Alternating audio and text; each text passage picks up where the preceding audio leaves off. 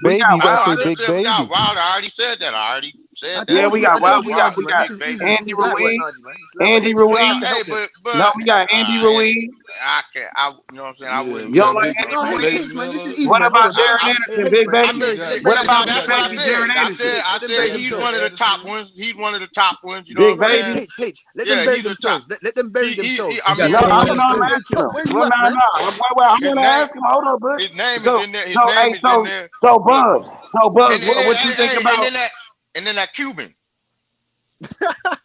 hey Bugs, what you think about the other Big Baby? Big Baby Miller. What you think about him? The other Nah, Big Baby. nah. Okay. Well, I don't consider him good, bro. I don't consider him good at all. you don't think so? What about Richard Torres, the Mexican? He was top ranked. Now, Richard yeah. Now, Torres. That's remember, another I one. told you. Yeah, remember I told you I saw him. I ain't seen too many of his fights, but he good. He okay.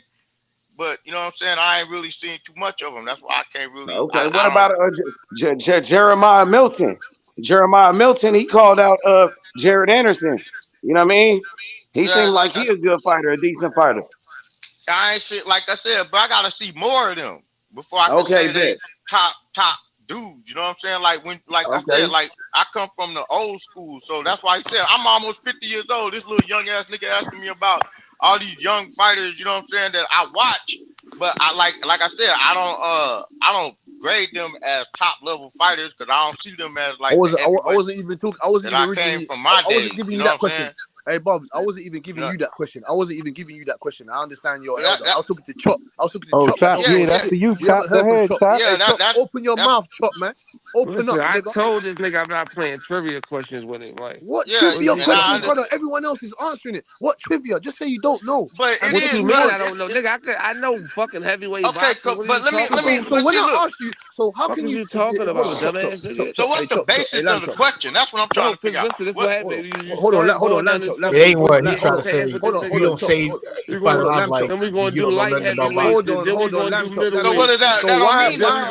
Why are you saying bum ass fighters? And then we gonna do why are you saying bum ass fighters? Welterweight. Yeah, and that's not debating. That's just asking questions. Why are you saying bum ass got bum ass fighters, nigga? I want to ask you. We have fighters in every division. Why have I?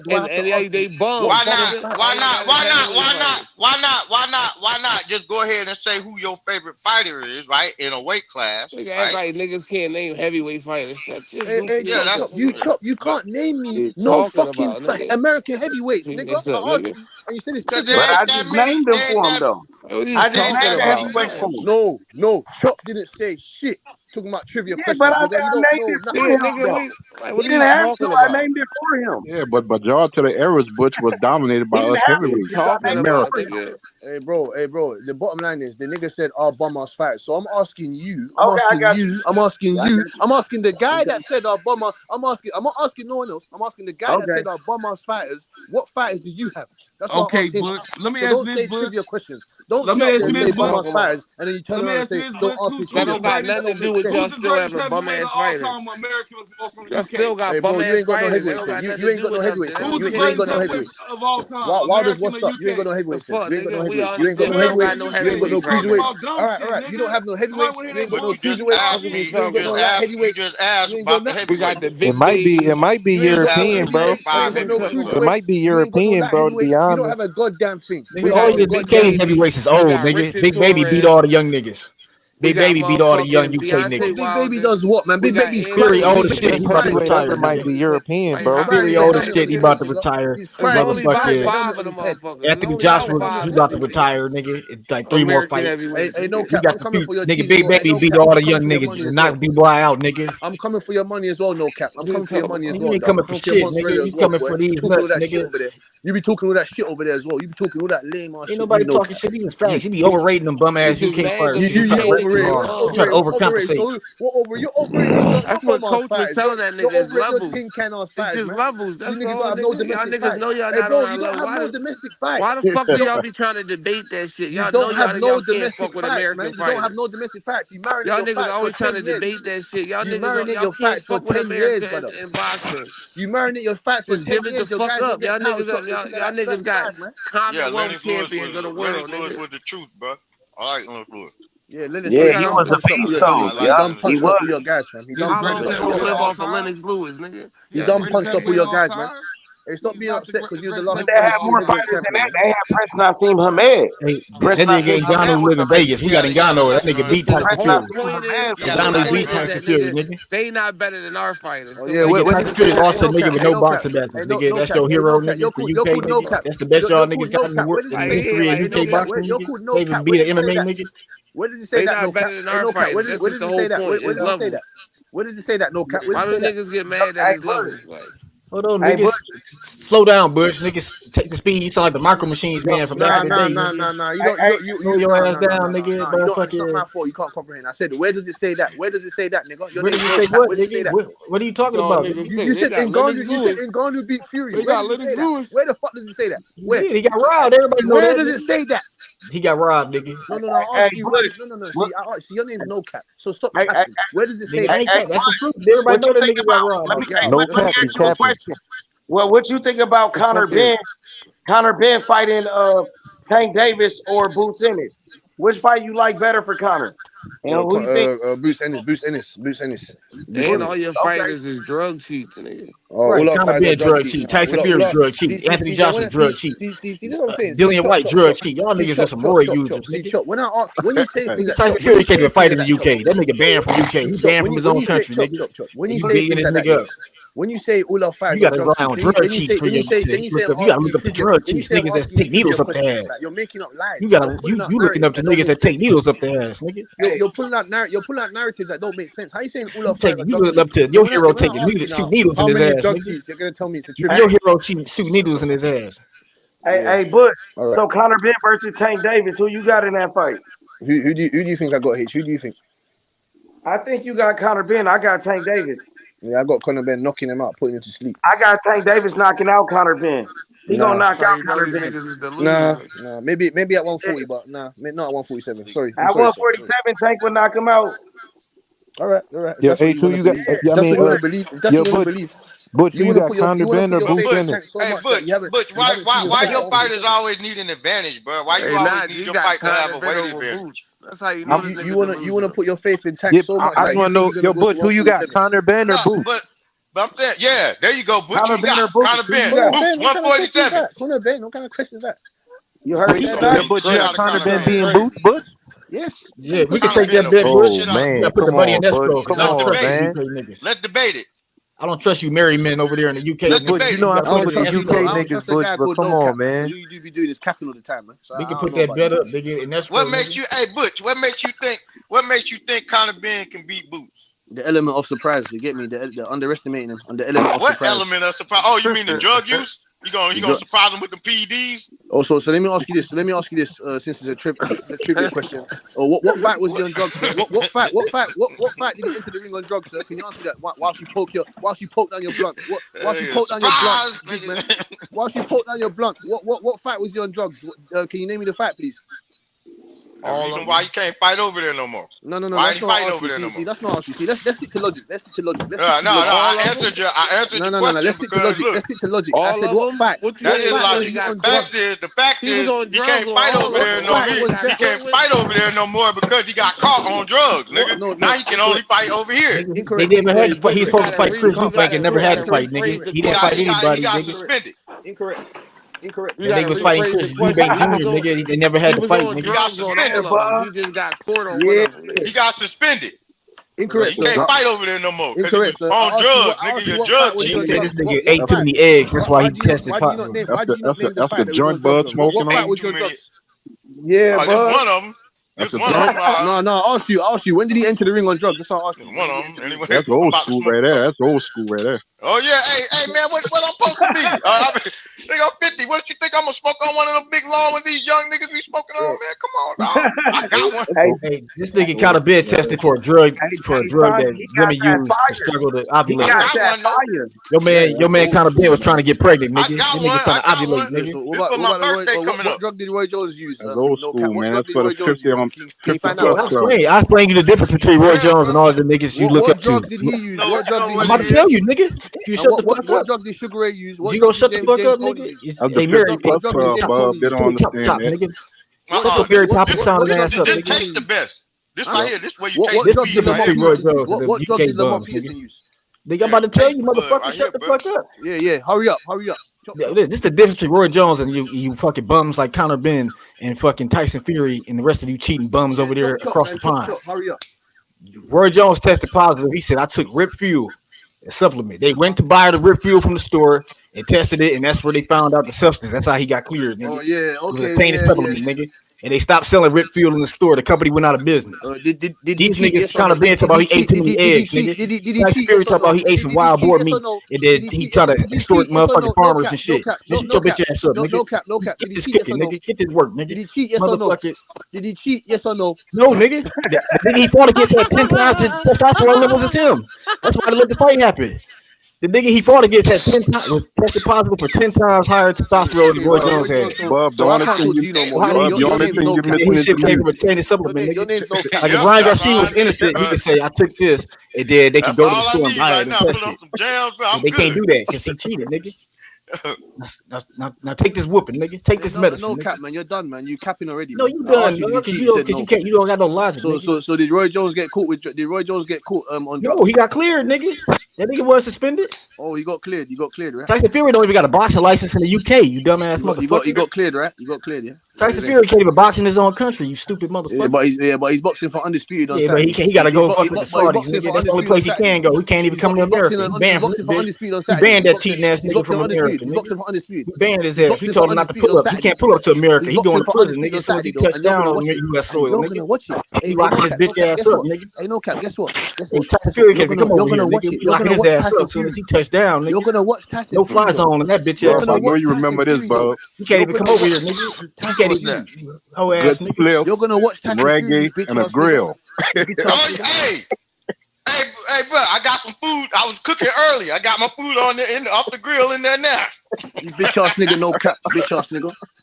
Yes, sir. My poor this nigga banned from US, a ban from UK, can't even box in his own country. I would have the music going right now if I wasn't on here. I have the music going in the background. You got that work, nigga. Put a fucking what work you side, man? What drug was it, boy? That work, nigga. What work? What work, nigga? What work? You got caught fucking cheating as well, bro. Yeah, you got that work. Fucking work. Shut your bitch ass up, man. Sit down and take this medicine, nigga. What medicine? What medicine? You got the James Tony drug for me. Pain to your you got the James Tony drug for me. Yo, you got the James Tony drug for me. You got the Lamont Peterson drug for me. Huh? You got the Jerome Miller drug for me. You got the Jerome Miller drug for me. What did James Tony test for? When? You got the Jerome Miller drug for me. What did James Tony test for? What date? Have you got the Jerome Miller? He was 50 drug years old, nigga. Huh? Jerome Miller got that. Jay Jones tested positive when he was 50 years old, nigga. Like when that was he was old. So he was 50 years old when he went to trivia, nigga. You ain't got no. So he was 50 years old when he fought Molina. Trivia, nigga. You got the motherfucking trivia book, nigga. Hold on. Nigga, how many pounds Spider-Man can lift, nigga? Let me cook your bitch. Marvel Power. You had the Marvel Power books back in the day, didn't you? He was 50 years old when he fought How much Spider-Man lift, nigga? How many what pounds? He was 50 years old when he fought John Ruiz, yeah? You know cap fucking bastard. You capping ass bastard. You capping ass cunt. He was 50 years old. He was 50 years old when he fought John Ruiz, yeah? Huh? He was 50 years old when he fought John Ruiz. Is that what you're saying? Huh? Nigga, I'm asking you. How old is you? What he test for? That nigga Tyson Fury, that nigga been on that juice his whole life, nigga. Yeah. On that board meeting, nigga. Nigga juice in the fight. Nigga banned from his own country. Same like Berto. Same like Andre. UK don't even want that nigga. UK don't even want. Yeah, same like the UK don't even want that nigga. Yeah, same like Andre Berto. UK caught that nigga. It wasn't Vada Estrada, it was UK, nigga. They caught Tyson Fury. UK exposed Tyson Fury. Yeah, Shane Mosley as well, innit? Just like they exposed Conor Benn. Yeah, Shane fucking Mosley as well, innit? Shane fucking Mosley, right? Shane Mosley never tested positive, nigga. He never failed the test. What you talking about, man? Shut the fuck up. He never failed the test. Shut up, man. That nigga said they wrote some shit on him called the clear, which is undetectable. He said he didn't know what the fuck it was. Nigga. Yeah. Nobody believes that. Yeah, you don't know facts because you a dumb motherfucker that can't read, nigga. Bro, your name's no cap. Right now. You dumbass. You fucking little duck. You fucking goose. Ain't nobody to pass this motherfucker to. Some fucking chips, nigga. You call French fries chips. Y'all call French fries crisps. Bub, you got a nigga all over there. Bub, you got a nigga on spell vision. Hey, bro, you eat fried ice cream. You eat fried ice cream. Get a dinner plan. Why y'all niggas got wooden teeth like George Washington, nigga? Why y'all niggas walk around with grills like the founding fathers and shit? Bro, why do you fry your ice cream, G? Why do you fry ice cream? Huh? Nigga, why y'all niggas walk around with grills wooden teeth like y'all niggas the founding fathers and shit, nigga? Hey, like y'all about to write the Magna Carta. Y'all niggas got the same dinner plan when they wrote the Magna Carta, nigga. Hey, why do you fry ice cream, bro? Nigga, what the fuck are you talking about, nigga?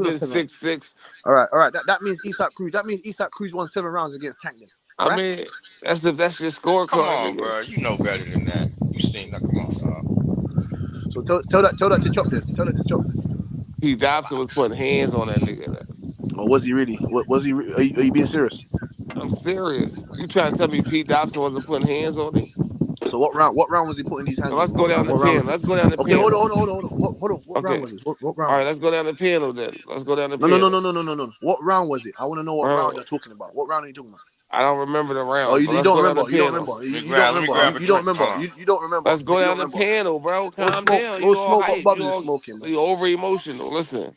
Calm Over down. emotional. No, Uncle you're Jay, lying. hold You're on. lying. You It's over not over emotional, emotional. bro. It's We not over asking the emotional. You're panel. lying. You're lying. Okay, It's we not about over to ask emotional. the. If you think I'm lying, then we're gonna ask the panel. Go ahead. Okay, Uncle Jay. Drink. What's up? Uncle Jay. What's happening? Pete Dobson versus Conor Ben. How did you see that fight? That was his last fight, Conor Ben. Yeah. What do you mean? How do you see that fight? Ask him. Did he put He hands? I'm saying, won. He okay, wasn't. well, He hold on. wasn't. I He didn't want wasn't. to He lead him wasn't. into the question. He Uncle wasn't. Jay, did Pete He Dobson wasn't. put hands on that nigga? No. It wasn't dominant as his other fights. I'm saying, but did Pete Dobson put hands on Conor Ben though? Oh yeah, he was battling with him. Yeah. Yeah. See. He said he was battling with him, so fair enough. I'll take that. I'll take that respect. I'll take that. I'm gonna have to take Okay. that answer from Uncle OG Sam. That's fine. Okay. Who next? I scored an 8-4 Conor Ben. Yeah. Was he putting hands on him though? I think Peter Dobson had he had some success. Yeah. Yes, he had success in certain spots. He did not put Who his next? hands. The way you're saying it, he put He his hands put. on him. Like, what are He you talking didn't about? put hands on him. What you mean? So what? So how much? So what? How many efficient punches were landed? What's his power with that? That's what I'm talking about. What hands were you talking about?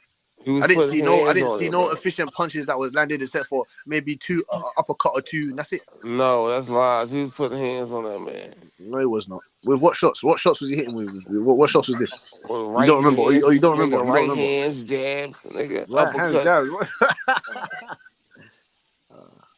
He's putting hands on him. Like If that's what you want to say, man. he was. You think he could fuck with Boots? Yep. Come on, bro. Come on, bro. Boots went 12 rounds with Chukwueze, man. And He Chukwueze is ran. not on the So Chukwueze is look, not on the so level. bro. Chukwueze is not on the level of Conor Ben. So Listen, have you seen? what? He better than Have, Conor Ben. What are you talking about? Okay. have you seen how Hold on. elusive? And who's he fought to say that he's better than Conor Ben? Who's he fought to Who did say that? Conor Ben fight, nigga? He's fought former world champions. Chukwueze has not. Nigga, that don't got nothing to do with nothing. He It better does. than that It does nigga. have something to do with it. It's the level. It's the level. What are you talking about? No, his That don't skill make set is sense. better than That don't his make skill sense. set. Hold on. See, this is where you contradict yourself, and I kill you, Chop. So No, you don't. the guest that was on the show before was getting at me for saying that it's not the same level. Oh, it's not the same. Now you're saying, what does that matter when you're saying, oh, it's not the same level? You're not making any sense, sir. That's what I'm saying. You're not What are making no you fucking talking about? sense, They fought the same brother. level of fighters. It don't matter. No. What are you talking about? Yeah, it don't matter because he was juicing, nigga. So what fight was he juicing, sir? I'm just asking you. All of them. I just told you all of them. So where? Can you tell me, present me that where he was juicing? Can you present that to me, please? No, Don't he make got statements. away Don't with make it. statements and you can't present no evidence. He got away with it. Oh, he got away with it. Yeah. Is that what you're really gonna use? Chuck? Yeah, we could tell that nigga was a total different fighter after he got caught juicing. See, you can't say this stuff This and is you have why I no don't think evidence Ryan to present. Garcia was juicing because You have no that evidence to nigga is a present. total You different have no fighter. evidence to present your case. You have no evidence to He present was your a case. total different fighter, nigga. After he got Corey juicing, he was not the same fighter. He was not explosive. He was not fast. He was not quick. You have no The evidence nigga to was present your case, yes, Chuck. he I was asked not as you, strong, Chuck. I asked you what fight did Conor Ben step into the ring bro. and he was on drugs? That's what I asked you. And I told you all of them, bro. So how can you say he got away with it? I don't even make like. Where's your evidence of that? This is what I'm asking. How would you have evidence of a nigga getting away with something like? Yeah. So how can you say? Of So how course can you you won't make have that? no So how evidence. can you make that claim? So how can you make that That's claim? how a nigga got away with it. No, but I'm saying, how can you make that claim? That's what I'm saying to you. Cause I'm making a claim, nigga. What you mean? You No, don't but gotta you're have trying to. No, but evidence you're trying to state that that's if that's your opinion, that's cool in it. But don't make it seem like it's a fact. Like it's factual. Like that's what I'm saying. Don't do that. No, I ain't It's making it very seem like dangerous. it's factual, nigga. You asked me All right. what fights he was juicing. I said all of them, nigga. Well, all right. Yeah, and you couldn't present no evidence except for telling me, oh yeah, you got away You with it. can't have What the evidence fuck? on something. Listen, if a nigga got away with something, of course you're not gonna have no evidence on it. Yeah, they said Crawford. They The said Crawford evidence was is, juicing. listen, They said Crawford was juicing. Isn't it? listen. The evidence Yeah, is that's right. what they said. That's what they said. Listen, They said, the evidence is that like nigga, the evidence is watching him, nigga. You see that once he got caught for juicing, he was a different fighter. You know what I'm saying? He wasn't the same fighter. You see the difference of him fighting when he was fighting in the UK when he was fighting and he didn't get caught.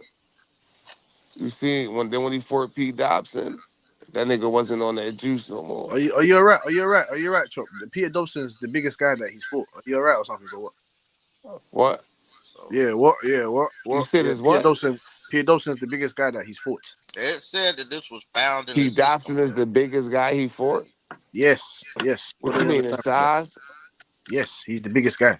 What don't you Yeah, get? no, I don't got nothing to do with that. I'm talking about how It does have something to Ben do with it. look. It does have something to do with it. He's more You durable. think He's more durable than the other guys. It's not really about found Pete in Dobson Ben's being urine, durable. bro. It says it was It's not found in about Pete Ben's Dobson being urine. durable. I'm saying Conor Ben didn't look the same. Did you check the other drug? Did you check the other drug cheats and that? Did you check Lamar Peterson? He was cheating, bro. It said he was cheating, bro. It said it was found in Ben's urine, bro. He did not listen. He did not look as fast. He did not look as explosive. He didn't look like he had the same punching power. He did not look as strong. That's all. Okay, I'm then. If that's your Hey, Bush, why you got Conor Ben over Boots? Tell me why. Why you think? Why you think he's gonna beat him? Let's hear that. Let's hear that. He already gave us some bullshit answers. Well, I gave you bullshit answers. I was going. Hey, so, but what do you think Boots is gonna be doing the whole time? But that's I was talking and then Chop wanted to. I mean, you know how elusive Boots is. I said Boots will be using his footwork. I said Boots will be using his footwork and he'll be using his decent jab. He's got a decent jab. He'll be using his footwork. He'll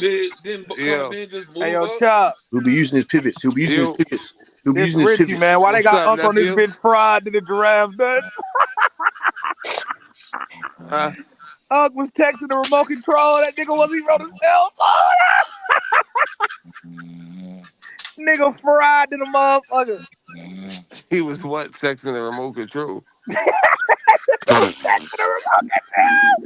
you talking about? You talking about Bubs, Ricky? You heard me? You talking about Bubs? What you talking about? Bubs? What's good, Uncle Bush? What's up, bro? Nigga fried in the motherfucker. You heard me over there hallucinating this shit in the room. Chest hurting this shit. Bro, hey, look, I was looking this shit up, but I don't want to put it on H channel though. You know what I'm saying? I was looking up what he was talking about. Hey, can I show it, H? Nah, don't show it. All right, don't put it up. Hey, I was looking up what he was talking about. It say Conor Ben. They was saying that he got caught with shit in his system. You know trying to find out. You trying to find out what he got in his system so you can smoke that shit too? Hell no, I ain't smoking none of that shit. Nigga, I don't need no more testosterone in my system. You know what I'm saying? I got enough weed right here, my nigga. I'm straight. You know what I'm saying? He got the Buzz Lights. You know what I'm saying? Yeah, bro, I'm straight. Nigga, I'm sitting over here. I was sitting over here getting faded listening to Butcher. You know what I'm saying? But I really did. No, I really was trying to hear his point because I was trying to see what he was talking about. Like, I was trying to see if I could agree with him on something. But I'm like, bro, what? Boots is elusive, bro, with both hands, bro. You know, Boots will move out. Boots will move, let you think you're about to hit you with some shit and catch Uncle you. Butch, I got a good question because I know you high as a motherfucker right now. Why you got the earphones on? You got the earphones on. So I can hear. He got a slight hearing problem. Yeah, I got a hearing problem. Yeah. Oh, for real? Oh shit, my bad. Yeah, I got this. So I can hear. Hey, I just got these motherfuckers, man. These motherfuckers cost $3,000, man. I'm supposed to be on. Yo, Butch. So what you think about Tank and Conor Ben though? Look, bro, supposed to be wearing these joints, bro. You ever seen these? These motherfuckers cost $3,000, bro. Look at these motherfuckers. They tiny motherfuckers. What's bro. that? A hearing aid. Oh, I thought it was some regular earphones. I was saying no earphones cost no damn $3,000, but I believe that though. Yeah, these cost $3,000, my nigga. Yeah, I believe it. You know what I'm saying? They come with that's a little charging case. You know what I'm saying? It's just blessings that you still alive. You know what I'm saying? That you still here. All jokes aside. You know what I'm saying? Yeah, you living, bro, you breathing. And let's get back to boxing though. Let's get back to boxing though. Yup, for sure. Who you got, Rich Baby? You got Boots, Conor Ben. You say what? You got Boots or Conor Ben? What's up with Boots are destroying Conor Ben. What the type of question is that? Who the fuck going with Conor Ben? Not me. Butch. my boy Butch got him. Conor Ben, you want to put some money on it, Uncle Butch? Oh, okay. So you want to put some money on it, Uncle Butch? I think he's all right. He coming back. That's I told that nigga I bet him in British pounds, nigga. Butch, do you want to put some money on it, Uncle Butch? You want that bet, nigga? That's a knockout. Uncle Butch, do you want to put some money on it? He said he not on the panel. His phone died. Yeah, who? Phone died. Butch. Oh, nigga, hold on. I thought I was talking to Butch. I'm thinking Butch was the one that was smoking the weed. Nah, hell no. Bubs, nigga. Man, this shit crazy to the motherfucker. Butch the English nigga. Butch you smoking, nigga? Yeah, shit, I feel like it. And I don't even smoke no more. Oh, but shit. I smoke for you. I can smell that shit through the phone. You hear me? Television. Bub got that grass leaf weed. And it tastes good to the motherfucker. That's why Uncle Jay know what I'm talking about. That's why he know what I'm doing. Man, this whole time I'm over here calling Bub Butch. I'm thinking Butch is Bub. Nah, Butch is the motherfucker that sound like he on the Fresh Prince of Bel-Air, man.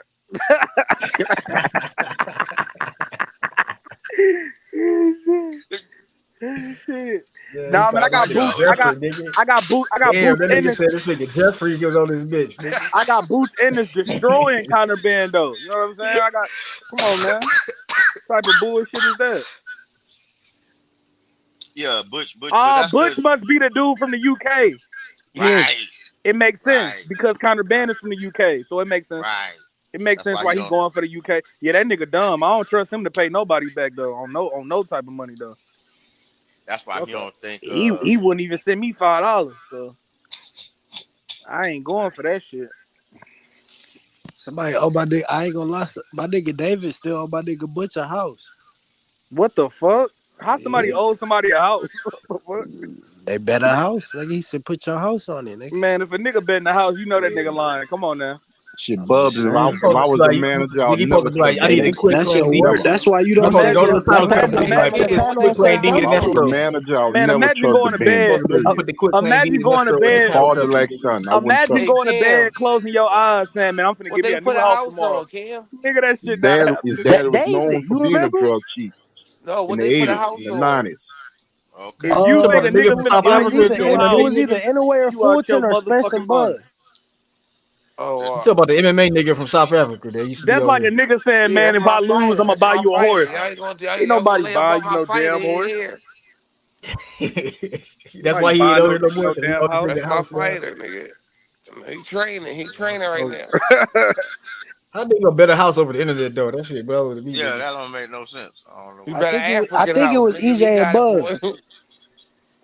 So he brought him. He got to go to South Africa to get the house, or he just man, ain't nobody doing no bullshit like that. What, you know how much work it's gonna take to do all of that? Nigga be tired on the third day. We all gonna need to go back to the motherland one day. So shit, this is our motherland, Chop.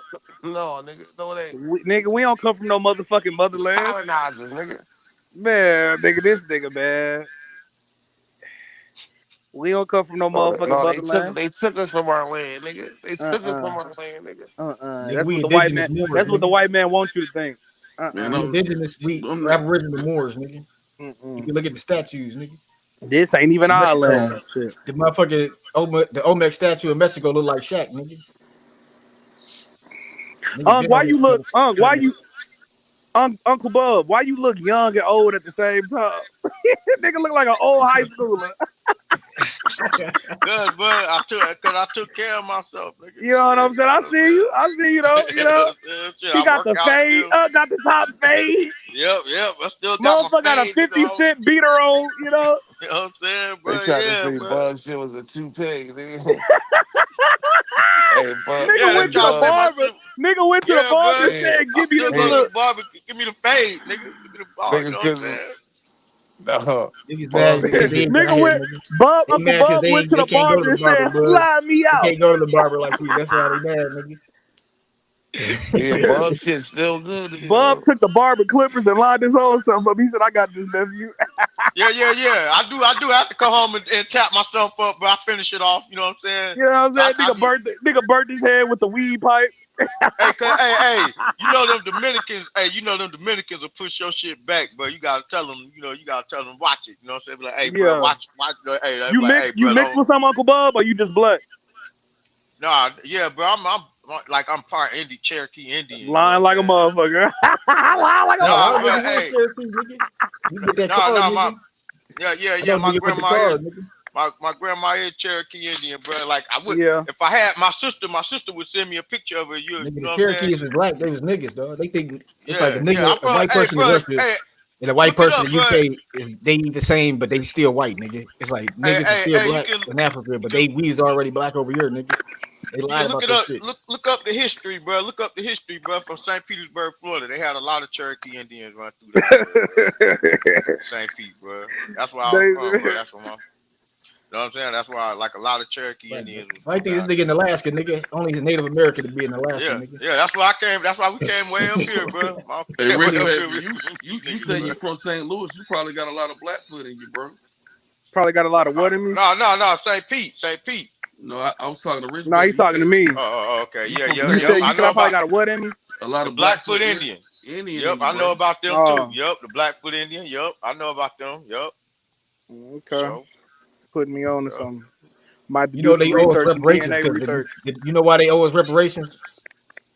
Well, this is a nigga named Dr. Claude Anderson. He came to Detroit, and I went to this nigga thing. He got a book called Powernomics. He talk about the shit where this nigga is the seminal. What's his name? John Horse, nigga. He was the I know you've been talking about. Yeah. He fought a war. He beat like 12 U.S. generals in war, and they had a damn treaty signed. No, the Indians killed his ass too. Like it was the Jacksonville. They signed a treaty at Fort Negro in Jacksonville. It is supposed to be niggas was from Georgia all the way down to Florida. Supposed to be all our shit. You know what I'm saying? And this is a treaty Andrew Jackson signed. That's why it's called Jacksonville. That's where they signed it at. Because that's where Andrew Jackson signed this damn treaty and shit. And they reneged on the shit. You know what I'm saying? Yeah. But it's like they can't. It's like the treaty still exists though, nigga. That's why they owe us reparations, nigga. Yeah, they gonna fight like tooth and nail. And they got the tribe called the Geechee. Them niggas is called Geechee, nigga. That's like the tribe they black people, but they was Native Americans. They tribe is called the Geechee. Motherfuckers down there, you know what I'm saying? They live off an island off Charleston. Hey, let's get back to boxing, dog. Y'all niggas doing some other shit now, bro. Come on, man. All right, yeah. Them niggas giving us a history lesson. Y'all niggas ain't trying to do no draft. Hey, but what's good, panel? Salute. Hey, every time I do the draft, people laugh at my picks, but then my picks be what up? I pick Ryan. I got a question for you. Niggas like, you got Ryan, nigga? This nigga to beat hanging. Coach was on here, Kentrell. Hey, look, so my question is this, and y'all know I got boots in the fight, but I want to know. Now, Ryan Garcia, he took steroids, and he beat the shit out of Devin Haney. Now, why don't y'all believe if Conor Ben takes steroids, he won't beat Boots? You see how that goes? What are you talking Somebody about? Because we know how that go, How good is Devin Haney? Somebody one nigga can punch, the other nigga can't. Kendrell, are you saying that? Damn, where did Kendrell go? He just dipped out already? Yeah, he dipped out. Because you know the steroids don't matter. That's his whole point. He's trying to get to y'all niggas that the steroids don't matter, nigga. It don't matter. What you come took the steroids? We know he's still not beating Boots. Yeah, Boots gonna beat the dog shit out that boy. He can take all the steroids he wants. Yeah, but that's why that fight ain't happening though. But the thing about that, Boots and Balls are gonna be on top of that shit before the fight even comes to the ring. They're gonna be on top of all that shit. Yeah, that's what Devin messed up at. But it does matter. That's why it does matter. That's why the steroids they banned it in the sport of boxing. You feel me? It does matter because if it didn't matter, they'll let them do it. That's why I say. That's why I say, H. I don't care for the bends. You know what I'm talking about. I don't care for him, and I don't care for his daddy. You know what I'm talking about, H. Money. You know what I'm talking about. I know what you're talking about. They ruined one of the greatest fighters we could have in the history of boxing. Drugs. That nigga was You're dirty. right about that. That's a pleasure being on here with you, Uncle Jay. Yeah. That nigga didn't want to take a Absolutely. blood or urine sample after the fight. He refused it. Yep. Why? Yep. You're right, Bubs. It's a pleasure to be on the panel with Uncle Jay all the time. You feel me, Bubs? Yes, You sir. be cooking. You feel me? Sir. You know what I'm Yep. saying? Boxing is a sport of competition, man. You know, they cheated my fighter, man. Yep. You're right about that. They They couldn't get the cheated, bro. opportunity to appreciate this man's career, man. It was cut short, man. Down some You're right bullshit, about man. that. Yep.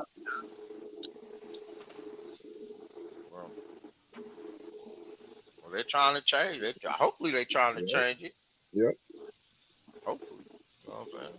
You know, you talk about weight bullying, that's one thing, but when you start messing with drugs and all kind of other stuff in your system, man, you know what I'm saying? That's messed up, man. That's just a black eye on the sport of boxing, man. You know. But My bad. I think my shit was fucking up. My bad, y'all. Hey, but Yeah, you shouldn't good Haney now, want to good get that turn. rematch? Shouldn't he want the rematch though, bro? I think he should want the rematch. And then Who? you know what I'm saying? Haney? Yeah. Nah, What man. you think about him saying he don't want that rematch, Bubs? What you thought about that when he said that? Man, if he dirty, nah, he don't get no rematch. Fuck that nigga. And that's my whole point. That was my whole He gonna point of making collect that that. question, bro. Like he shouldn't even want no rematch. If he cheated you, what's the point of fighting the cheater again? That's bullshit. Like, and that's why I said, if y'all believe that Ryan Garcia did all of that off of the steroids and that he cheated, that's one thing. But it had nothing to do with Devin Haney's performance. So that's just like saying if Conor Ben come into a Boost fight on steroids, he gonna do Boost the same way. Y'all saying no because Boost gonna use his angle. He got power in both hands. He got Bozy in his corner. Them just sound like a bunch of excuses that Devin Haney don't got to use. He don't have that A+ training. He don't have A+ skills. He not that. Yeah, Bozy won't let him take steroids anyway. Bozy won't let him get away with that shit. And Bill Haney wasn't on top of his shit. That all plays in a part of the sport of boxing. You can't just look at the fighting aspect. You got to look at all aspects. Devin Haney and them ain't like that. And I was picking Devin Haney in the fight. It's not to hate on Devin Haney. That nigga got exposed, even to myself. You can take the O away, but you can't take my memory away. I don't want Alzheimer's. You can't take my fucking memory. You right about that too. And niggas think that niggas is talking shit about Devin Haney. We is in a sense because goddamn you was trying to chase that bag instead of doing shit the right way, and your ass got caught up, bro. That's real nigga shit. So what's next? What y'all want to see him do next? See the same thing. Fight Matias. Fight There we go. Fight There we go. Shakur. You know what I mean? The same thing I've been Yeah. saying. Fight Shakur. Fight Matias. And fight Boots. Fight Russell. You know what I'm saying? Let's get it. Fight I say all in favor. I say all in favor of that. Fight Tank Davis. Y'all gonna mess around And fight Tank Davis too. Since you finna be undefeated again, it was the steroids that beat you. Nah, bro, he can't. You know He ain't gonna be undefeated, bro. He can't be undefeated, bro. He can't be undefeated. They about to Ryan cheated, bro. Ryan cheated. Hey, you didn't see what they said on Ryan's thing? They said that it wasn't tested by the NYC commission, bro. They got it. It was third party testing. That ain't gonna count. They ain't gonna take that. They ain't gonna get that O back, bro.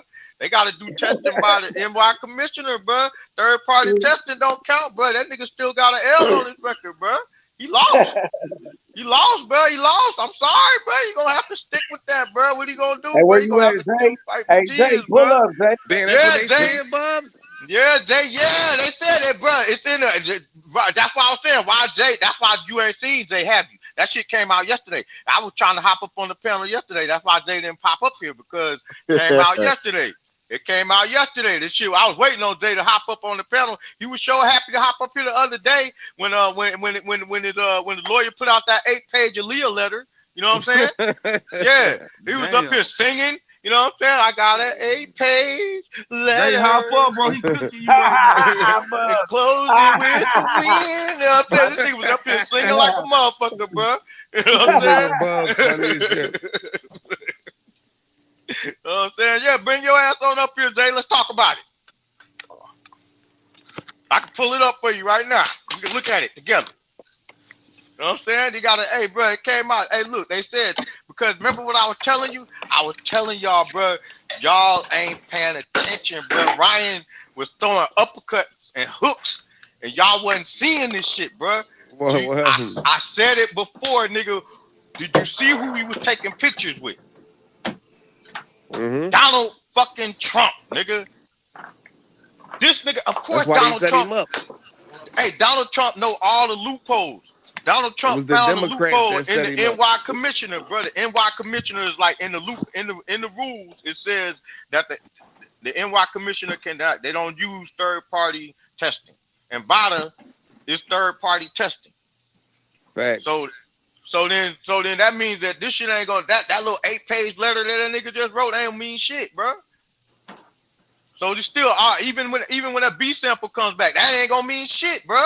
The NYC commission still got to do it because the NYC commission is the one who has to make the final decision. Just move on and fight somebody else, bro. Go. If you would have fought a real fighter in the first place, we wouldn't even be going through this shit, bro. You chose this shit. Now deal with it. Stop making us having to deal with that shit. You chose that shit for $35 million and an extra $1.5 million. Stop trying to make the boxing world feel sorry for your mistakes. You should have fought Shakur. You shouldn't have ran from my fighter. It's SS all day, nigga. Stop hating on my fighter. We got these niggas running into legal battles, nigga. So, okay, Mr. Kendrell, I got a couple questions for you, Mr. Kendrell. How far you think Shakur can move up? Shakur shouldn't have ran from Devin. You see how easy that was? How far you think Shakur can move up? You see how easy that fight was? You just took that 25% and beat that nigga ass so easy. You see how Kendrell, you think Kendrell, you think the great Shakur, you think he's skillful enough? You know, because like I'm gonna say this, Bugs. I'm gonna say this to you, Bugs. Don't matter, bro. That size don't matter, bro. You know, he's so skillful. You know, he got the jab, bro. You know what I'm saying? So, what you think he can go to 147, bro? What you think? I'm gonna say it like this: sparring and a real fight is totally different. He can spar Ugas. He can spar Boots. He can spar Terrence Crawford. He can spar Andre Ward. But in a real fight, Shakur Stevenson will get his ass demolished. Fighting the Mario Barrios, yeah, he'll win. Getting in there with hell, I even give you one even more. I give you one even more depth. Getting there with a Keith Thurman, I got my fighter at 147. So Shakur, you don't think Shakur can make 147? Not against the elite. Against average 147 pound, I think he can handle his own. Cherry pick. Yeah, he can cherry pick moving up, but he ain't that big. He can make 135 easy. That's the sign of greatness, though, right? Nah, hell nah. Who's saying that he's trying to do that though? Shakur ain't never said that. He ain't never said he was going up to 147. Wait.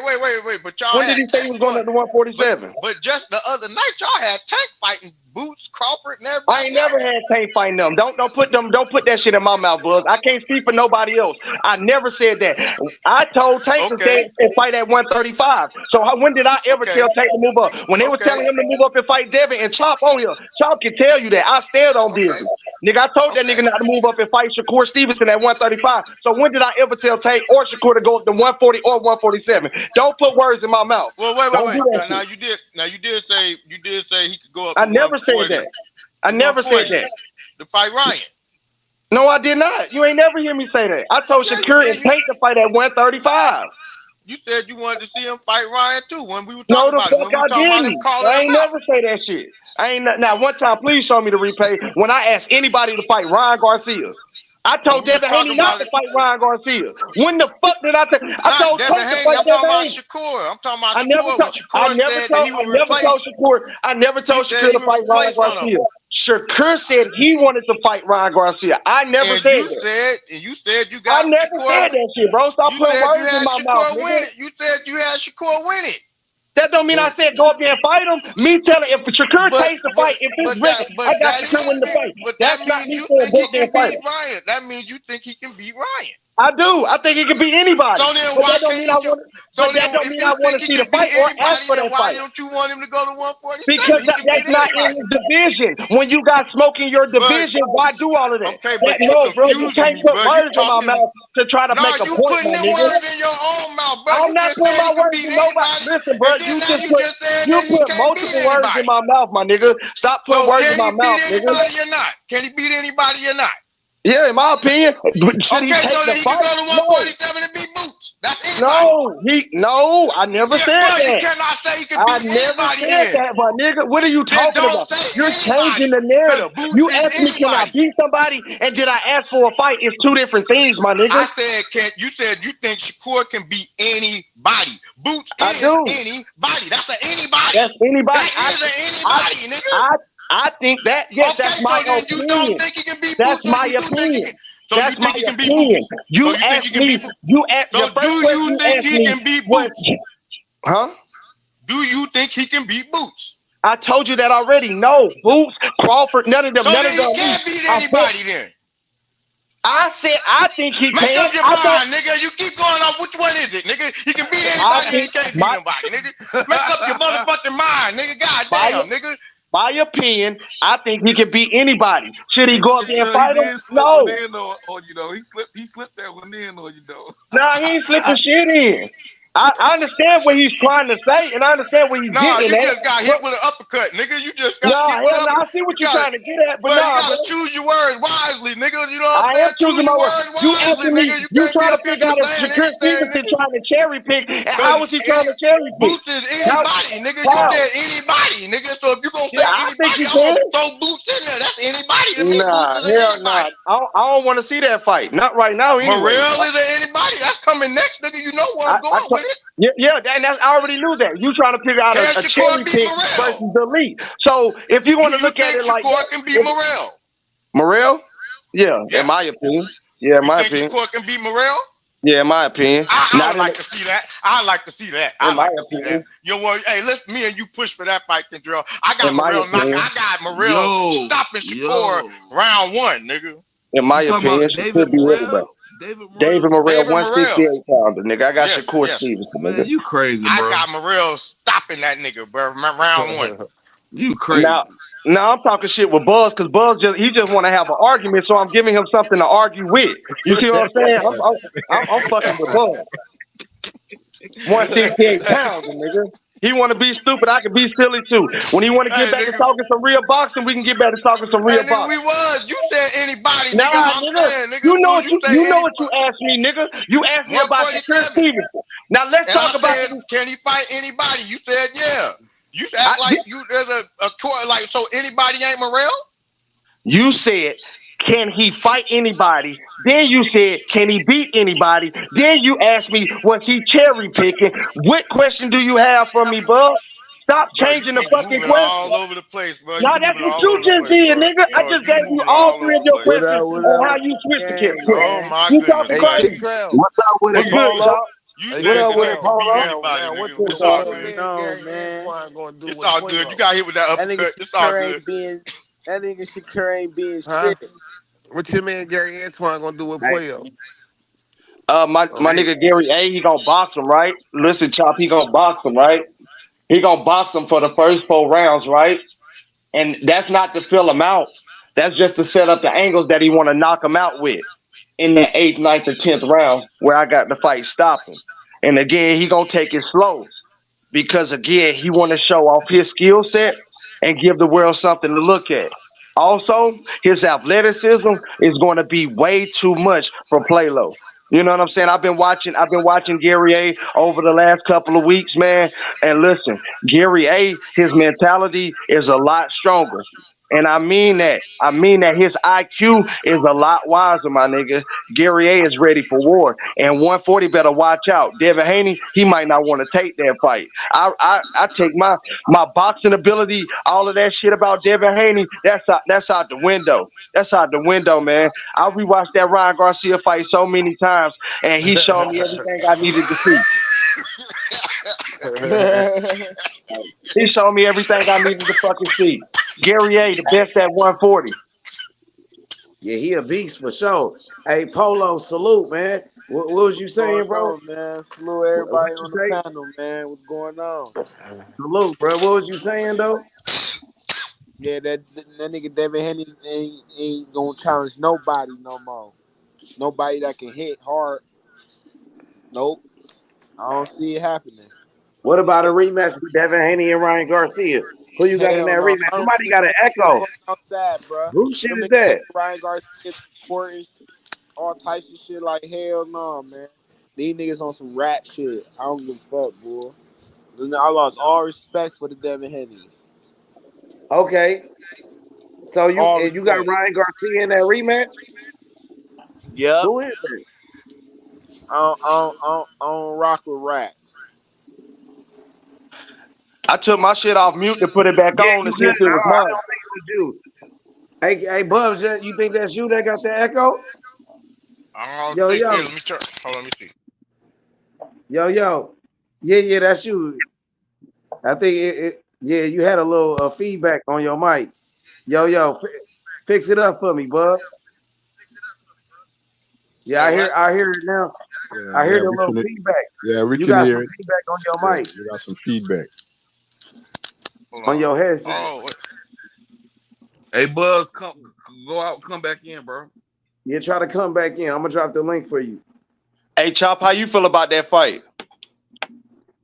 I think Puello gonna give him hell. I think Antoine probably gonna win.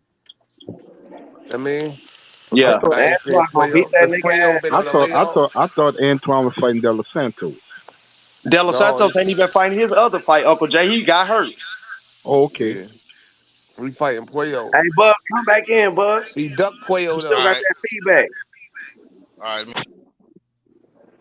He could afford Puello for the title. This nigga would have been a champion right now. But Pray your he tested positive. yeah, Okay. Now Russell finna beat that nigga ass, bro. Russell that finna nigga knock can that nigga fight, out. bro. That nigga can Bro, fight. man, Russell got hands. Russell really a beast though. Russell gonna knock that nigga out, bro. He Listen, gonna they beat that both been on nigga the ass. layoff. Like Man, Russell gonna beat that nigga ass. that nigga can fight, bro. That Bro, nigga can fight. Russell can fight. all I see Russell can fight. Chop, I've been watching him Russell over can these fight last better. couple of weeks, Chop. I've been watching him, Chop. Seriously, that boy, He he can on. fight. I'm just saying, his opponent, like But his opponent, is a Russell tough can fight way opponent. I'm gonna better say than him. I'm gonna say this, Chop. I'm gonna put him in the same category. Is Perio the same fighter without them drugs? Thank you. Yeah, back. He a cheater. Thank you. Yeah. I think so. And why they can't get a better hold on these drugs? Cause We done I talked about seen 4 or Puello 5 go through different that. fighters. The sport can't get a hold on these motherfuckers taking steroids. It's too many people involved, bro. And I don't know That's like what drug Puello got caught with. that shit crazy. He a cheater. I gotta look and see Russell what he finna beat got his caught with. ass, bro. Russell You know, gonna beat the shit out that nigga. sometimes a nigga get caught with a diuretic or some dumb shit like that.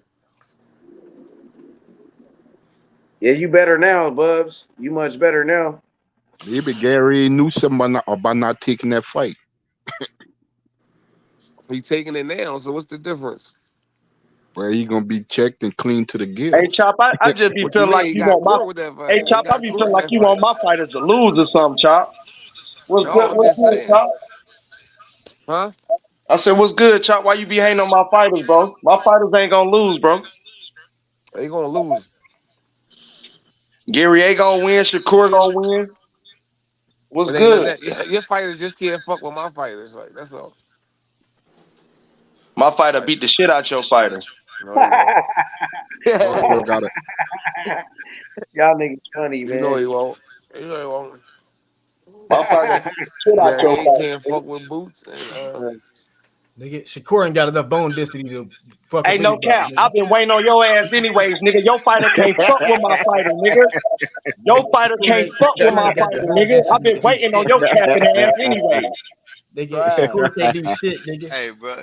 That Trav. nigga lack bone. That nigga need to drink some milk, get some vitamin D, You gonna nigga. drink some chocolate milk and beat the shit out of Tank Davis. Stop hating on my fighter, nigga.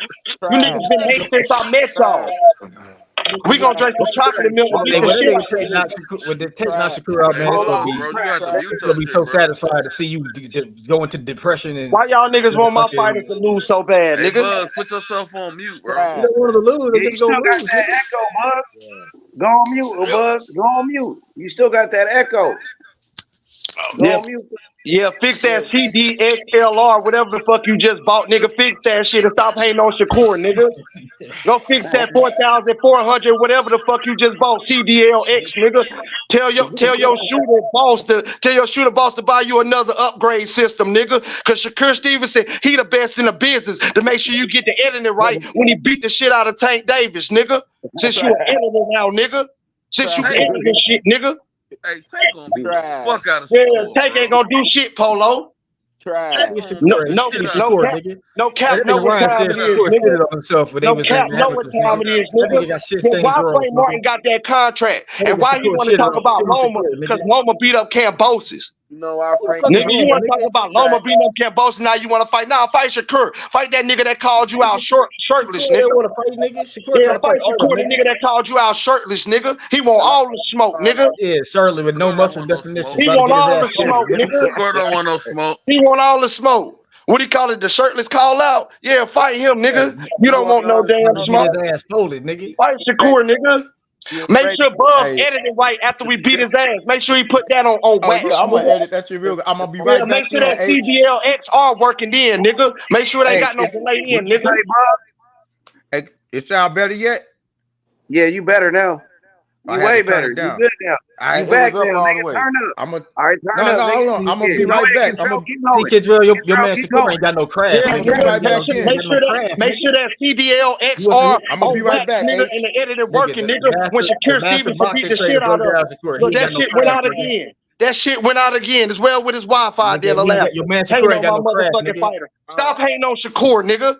Ain't no hating, nigga, just facts. You are hating. You ain't sent him a contract yet. Then with that 65-35% contract that I've been asking for over a year, nigga, why you trying to fight Loma for winning Cambosis, nigga? You don't care about belts, nigga. Fight Shakur, nigga. We want to fight Shakur. See, that's gonna be another cherry pick. That's gonna be another cherry pick went wrong. That's gonna be another cherry pick went wrong, Chop. Your boy trying to duck Shakur to go fight Loma, nigga. He already ducked, Chop. Now, why your boy trying to fight the white man that he already ducked before, Chop, instead of fighting Shakur? Stop capping on my fight. To get that belt. Yeah, but he don't care about belts though, right? Stop hating on my fighters, nigga. Shakur Stevenson, SS, nigga. Now I told myself I wasn't gonna get up there. Fight though. Loma start ducking when they brought up Tank. That nigga Loma start running. You niggas Shakur be next, nigga. Nah, Shakur can't be next. He calling out Loma because he beat Cambosis. Loma said he don't want it, nigga. Loma stop like the whole world go crazy. Now they want him in Tank. Nah, nigga. Shakur never beat nobody up like that. Shakur never beat nobody up like he did Cambosis. Shakur, get the fight. Y'all don't want no smoke, nigga. Y'all don't want no smoke, nigga. Beat the brakes off Shakur in that nigga career, nigga. Nigga, y'all ain't beat no damn Shakur Stevenson. Y'all want Shakur Stevenson.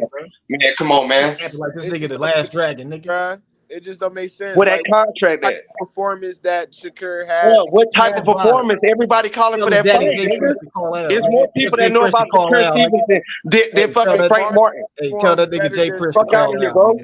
At least Frank Martin. Shakur Stevenson is bigger in America than Lomachenko, nigga. Fuck is you talking about? Shakur Stevenson is the next up. Top rank don't feel that way. Shakur Stevenson is the next up. Don't feel that way. His promoter don't feel that way. Top rank is the. You said Shakur Stevenson is Top rank don't feel that way. Shakur Stevenson is bigger than Loma in America, nigga. Shakur Stevenson, that's the biggest fight for Tank Davis, nigga. That's the biggest fight for Tank. Shakur Stevenson undefeated. Shakur Stevenson ain't got no law. Shakur Stevenson is the best in the division. What did you say, nigga? I ain't capping at all, nigga. Fight Shakur. He is gonna fight him, nigga. Yeah, nigga, Shakur better than Loma. Lomachenko, he dunked Shakur Stevenson. Lomachenko said he didn't want no big fight. He didn't want no big fight. Shakur must be big if Lomachenko said he must want. Why ain't Shakur never fight Loma?